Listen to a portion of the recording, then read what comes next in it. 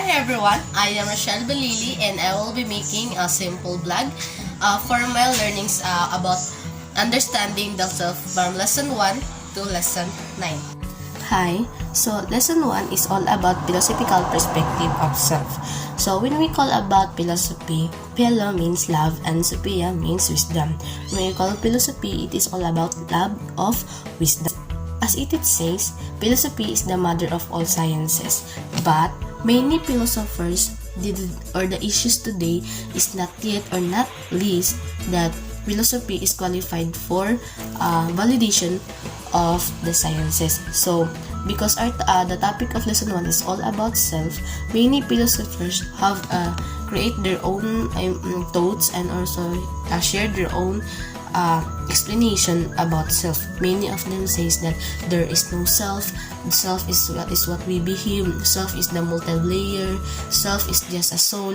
So just like that's what said of Socrates, the philosopher like Augustine, Immanuel Kant, they give an explanation or philosophical view that about self. So many of them give a true about self, and many of them didn't even know that there is no self. So as what I learned in lesson 1, many philosophical views that we can refer that about the philosophical view of self. So that's what I learned in lesson 5. Okay, so as we continue for lesson 2, it's all about the self from psychological perspective. So as I remember from this lesson, it's all about real self and ideal self, or true self and false self. So when we talk about true self, it is all about you, who you are, and who accept what the best in you. And the false self is all about you imagine that this is what you want to be, or just like to For the lesson 3, it's all about the self in Eastern and Western thoughts. As I remember for this lesson, it's all about comparing and contrasting the thoughts of self in Western and Eastern country. Some of I remember of this is the religion is relying about self, just like Taoism, Buddhism, or Confucianism. This is how they define the self of Western and Eastern thoughts from the past years, while it also tells about the individualistic cultures and collective cultures, which country where they belong. Just like the example of Canada, Italy, and Norway, they are the example of individualistic cultures.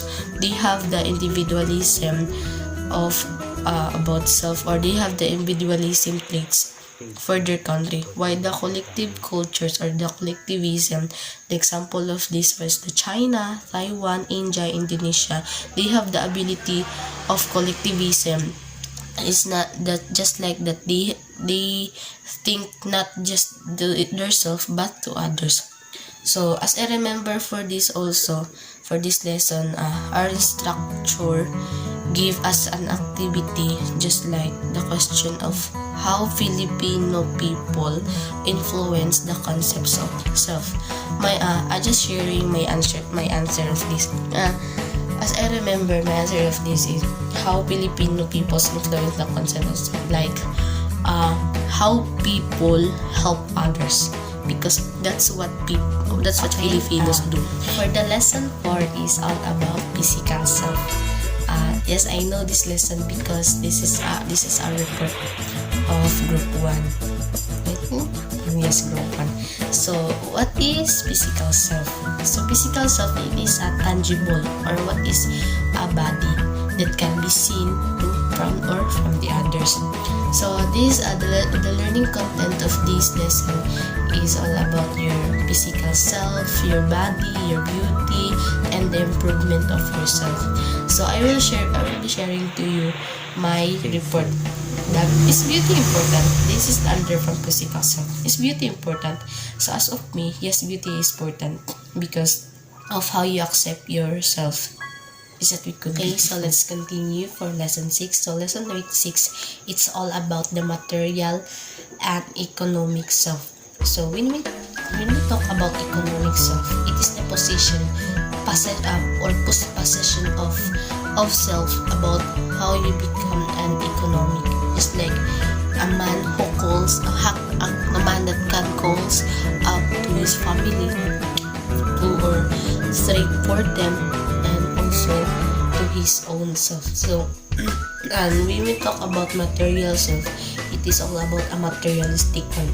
Just like, or for example, you need more clothes to your body. That's an example of materialistic. You love to buy what you want, but you don't need.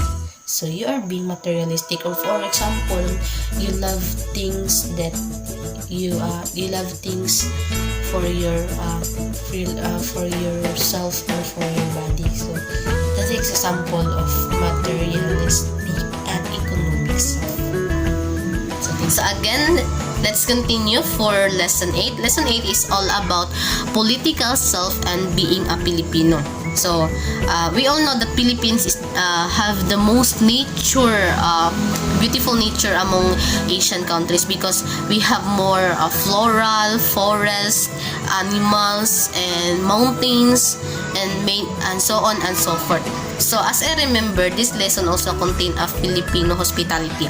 One I remember is the Filipino time. Yes, why is it Filipino have their own time?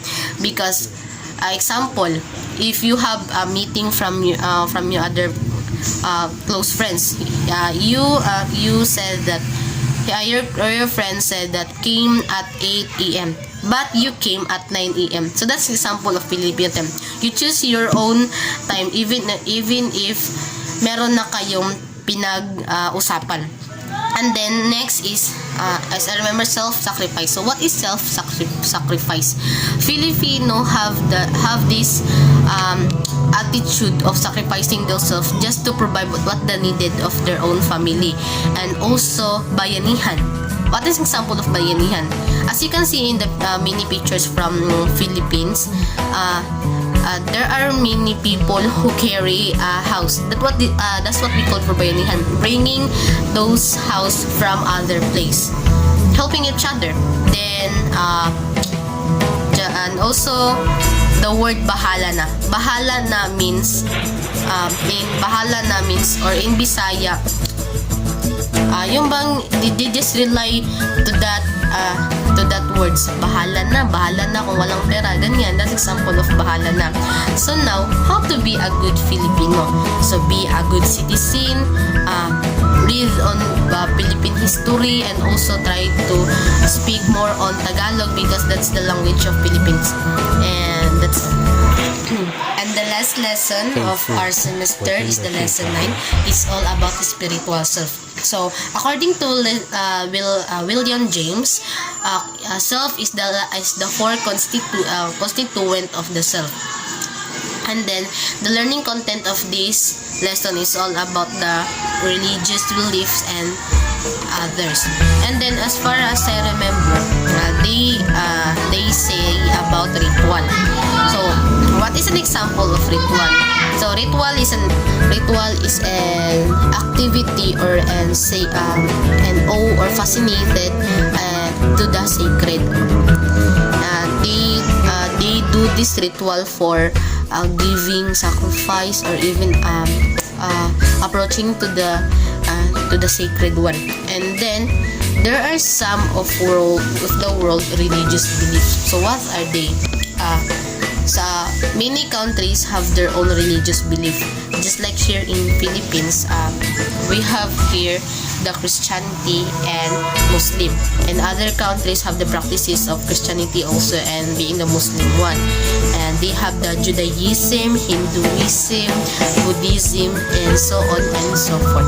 And that's all for my learnings for lesson 9. So as for this activity, thank you for listening, and have a good day, and